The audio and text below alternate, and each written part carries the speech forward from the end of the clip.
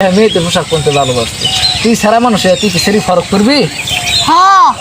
তুই শরীর হয়ে গেছি তো বাড়ি থেকে আমাকে কেউ পছন্দের পোশাক কিনে দিতে রাজি হতো না।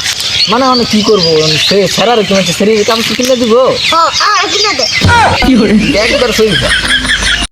তো হাই গাইস, আপনারা তো জানেন যে এই যে ইতিহাস সামাজিক বিজ্ঞান এই শরীফ শরীফা নিয়ে অনেক জামালা হইতেছে, আলোচনা হইতেছে। তো এইগুলো তো আমি আমার তো একটা ছোটোখাটো আসছিল, কিন্তু ওই জায়গায় আমি যাইতে পারি না। এটা যে আমি কোনো জায়গায় বলি তাহলে মানুষ পাবলিকের হাতে মার খেতে হইব, এগুলো বলতে পারি নাই। তাই লোকাল একটা জায়গায় আমি ছাত্রদের নিয়ে বসছি, আচ্ছা কিছু আলোচনা করি। তারা হয়তো ভালো করে জানে না, তো তাদেরকে আমি শিক্ষা দিই, দেখি এই কথাটা আসলে কি হয়েছে শরীফ শরীফা নিয়ে। আমি দেখেন কি কি বলছে শরীফ শরীফা, এই গল্পটা আমি তাদেরকে পড়ে শোনাই এখন। ধন্যবাদ। শরীফা শরীফ থেকে শরীফ হইল কেমনে, এইটা আজকে আলোচনা। শরীফা বললেন, যখন আমি তোমাদের স্কুলে পড়তাম তখন আমার নাম ছিল শরীফা আহমেদ। অনুচিত অবাক হয়ে বলল, আপনি ছেলে থেকে মেয়ে হলেন কি করে? একটা প্রশ্ন জাগে না, ছেলে থেকে মেয়ে হলেন কীভাবে? বলতেছি। শরীফা বললেন, আমি তখনও যা ছিলাম এখনোই তাই আছি, নামটা কেবল বদলেছি।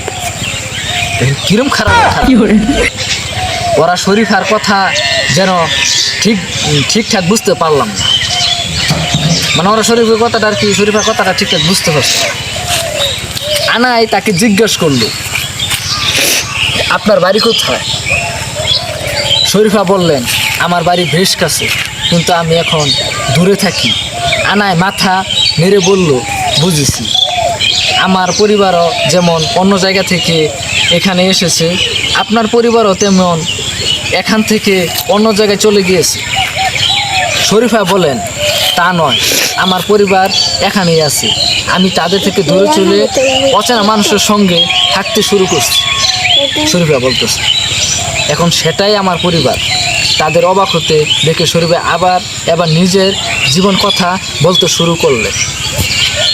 এখন শুনবো এখন শরীফার গল্প। শরীফা কেমনে হইলে কি, ক্যামেরা এদিক দিয়ে নিয়ে ঘুরবি, আমার গুগল আবি ইংরেজি। এখন সবাই আমাকে বলতো না, ছোটোবেলা সবাই আমাকে ছেলে বলতো, কিন্তু আমি নিজে এক সময় বুঝলাম আমার শরীরটা ছেলেদের মতো হলেও আমি মনে হয় একজন মেয়ে। কথাটা আমি মেয়েদের মতো পোশাক পরতে ভালোবাসতাম। ছেলে মেয়েদের পোশাক পরতে ভালোবাসতো। তুই সারা মানুষ তুই কি শরীর ফরক করবি? তুই শরীর হয়ে গেছে। তো বাড়ি থেকে আমাকে কেউ পছন্দের পোশাক কিনে দিতে রাজি হতো না। মানে আমি কি করবো সে সারার কি মানে শরীরকে আমি কিনে দিব একবার শরীর মনে করে আরেক হিজড়া যুদ্ধ এইটা নিয়ে কি করবো দেশটা। আরে তাই যেন লেখা এটা বানাইছে, নতুন করে বই লিখছে, এটা কি আমি কইতাছি? আমাদের বইয়ের মধ্যে লেখছে এইটা ঘটনা, এইটা ভুল বাস্তব নাই। এটা দুইজনে কারা কারা আলাপ করতে করতে গেছে, আমি জানি। আমাদের ইচ্ছে করে সমাজে আর 10টা স্বাভাবিক মানুষের মতো জীবন কাটাতে, পড়াশোনা, চাকরি, ব্যবসা করতে। কি ভাই পারবো? এটা কোনো রয়েছে, ঐতিহ্য রয়েছে, তারা তো চাকরি লোক কেউ লিখতে না। মানুষ তাদের সঙ্গে, মানুষ আমাদের সঙ্গে মিশতে চায় না, যোগ্যতা থাকলেও কাজ দিতে চায় না। দিব কি বা কি যোগ্যতাটা আছে? তবে আজকাল অনেক মানুষের আমাদের প্রতি সন্তুষ্ট, সহনশীল। ইদানিং আমাদের মতো অনেক মানুষ নিজ বাড়িতে থেকে লেখাপড়া করছে। আমাদের মতো মানুষ পৃথিবীতে সব দেশেই আছে। অনেক দেশেই তারা সমাজের বাকি মানুষের মতনই জীবন কাটায়। তবে আমাদের দেশের অবস্থা বদল হচ্ছে। এই দেশের তুলনা দেশটা তো নষ্ট করলে গল্পটা লেখছে কারা, এটা ধরে আমি লাগবে এই বইয়ের মধ্যে গল্প। তোরা হলি স্টুডেন্ট, এগুলো পড়া মাথা দোহান দিত না। এটা একটা স্বাভাবিক শিক্ষা, এইগুলো শিক্ষা কোনো সময় মাথার দোহান দিত না।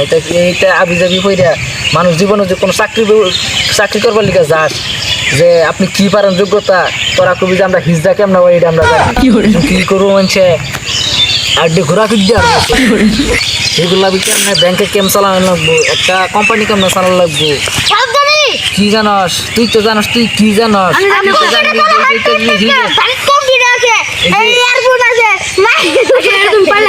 এটা হইলেও সত্য বইয়ের মতো এটা হিগুন যেত না, এটা মাথা ফুল যেত না, এটা নিকবা গেলে তাহলে তারা হিজা সেরি থেকে সারা গেম না, এইটা হিগবি, এটা জীবনে ফোরন যেত না। এই পাতা মনে করলি এই যে দেখ, এই যে তারা বলে পাইছে জনক নজরুল ইসলাম ঋতু হিজরা সম্প্রদায় থেকে নির্বাচিত ইউনিয়ন পরিষদের চেয়ারম্যান। বাহ ধরেনি এটা মনে করলি এই যে বইয়ের পাতাগুলো যে নুগা থাকে, তা বইয়ের পাতা মনে করলি নতুন বইটা সিরিয়ার বিজয় আনতে হন, পাতা সিরিয়া ফালাই দিবি, ম্যাচ আছে আগুন ধরাই দিই। ধন্যবাদ।